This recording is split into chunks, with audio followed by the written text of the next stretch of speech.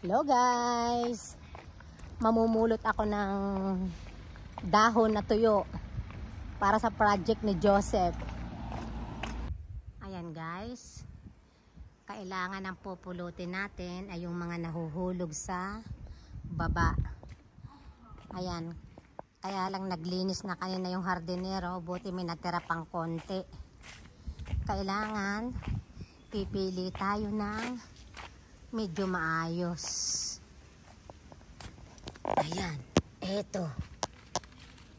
Lilinisin na lang. Naku, sira yun. Ito maganda ito. Yan. Mga 12 pieces o 12 ang ating kukunin. Ito maayos din sana ito.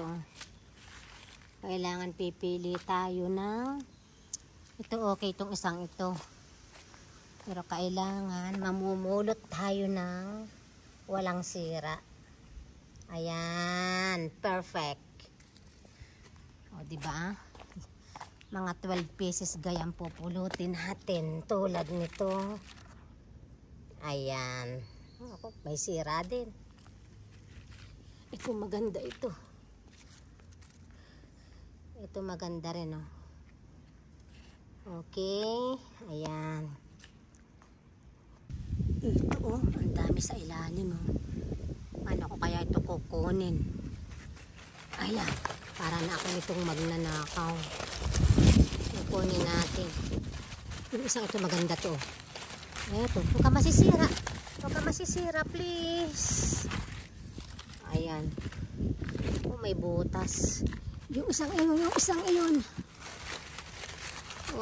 Come here. Come here. Ayan. Malakas ang hangin. Ayan, maganda ito. Oh. Meron pa, kulang pa tayo. Kasi guys, kapag nag-in-stapler ko, baka masira. Kaya kailangan may reserva tayo. Paano ko kaya yung papasukin?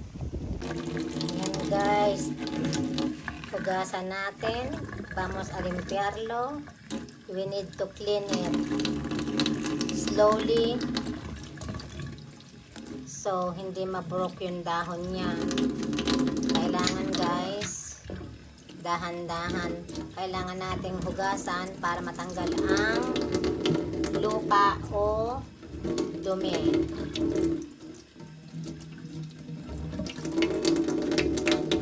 Okay, all clean. Sign of winter. Autumn season. Otoño guys. Let's dry it. Kailangan tuyuin natin guys.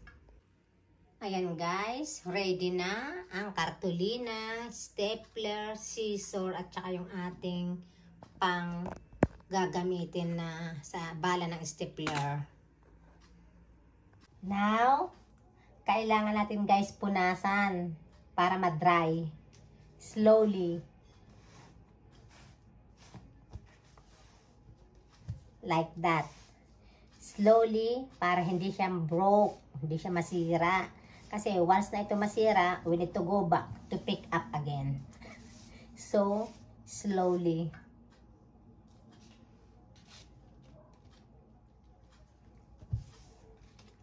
Like that.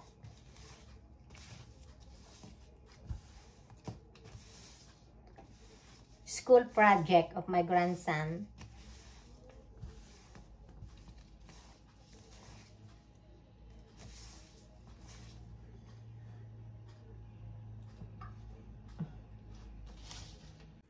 Ayan guys, mag-start na tayong gumawa ng project ni Joseph. Orange ang kinuha kong kulay guys para medyo tumugma sa kulay ng panahon ng mga dahon. Ayan, dalawang kulay din ang kinuha ko. Isang kapapatak lang at isang pumatak na ng ilang araw. Autumn season. Otoño in España. Okay guys, let's start. Puputulin natin guys itong kartolina at gagawin nating sombrero. Isusukat natin kay Joseph ang size niya. Ayan. Ifo-fold natin guys in 2 pieces. Ifo-fold natin. Kailangan guys pantay. Ayan.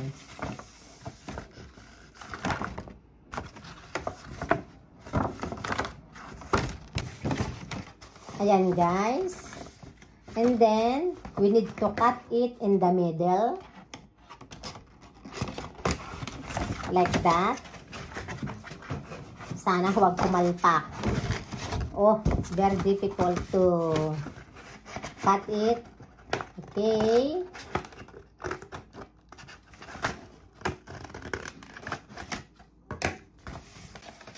Now, nakat na natin. 2 pieces na siya. And then, pagsasamahin natin itong dalawa, ididikit natin guys. Ayan, ididikit natin ng stapler. Tapos, isusukat natin kay Joseph. I-stapler natin. Kailangan guys, yung medyo nakakasakit, nasa labas. Para kapag inilagay sa ulo na ganon, hindi siya makakasakit sa ulo.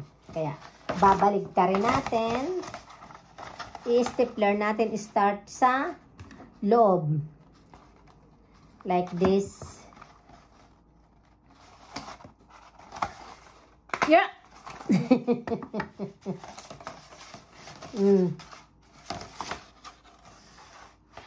Okay.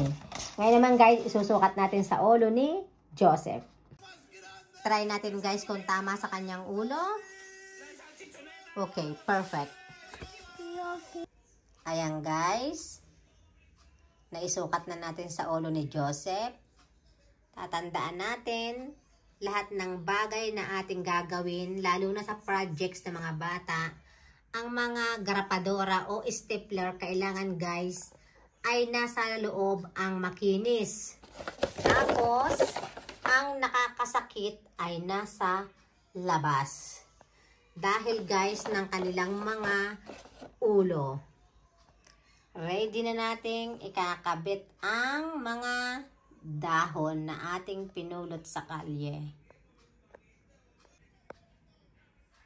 Ayan guys. Ganyan natin ilagay para hindi mahirap i-stapler. Palibot. Kailangan pupunuin natin yan. Palibot. Diba? Malapit nang matapos. Ayan. O, diba? Original. Hindi fake yung mga dahon. Malapit na siya guys. Ayan guys. Finish na. Puputulin na lang natin guys yung sobra. At isusukat ulit kay Joseph. O diba? Now, putulin natin.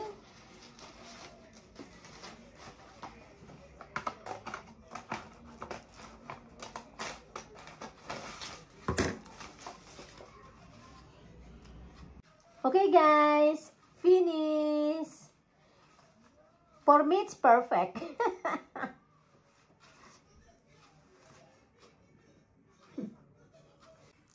Ayan. O, diba? Lahat ng pinaghihirapan ay masarap sa pakiramdam. O, okay na ang project ni Joseph. May maiisuot na siya sa November 20. Ito yung harap.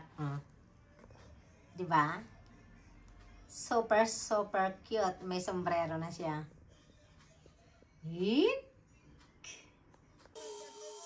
Ayan, isukat natin guys. Luti mo ya bas, bale? Ayan. Ganyan siya guys. O, diba? Ready na ang kanyang autumn project. Start! Stop! Okay. Project done. Thank you so much, guys. Thank you for watching. I hope you like it, guys. School project. 5 years old. I love it. It's original. November 20, 2025. We celebrate here in Spain Autumn Day in School. God bless everyone. Thank you so much for watching. Happy winter!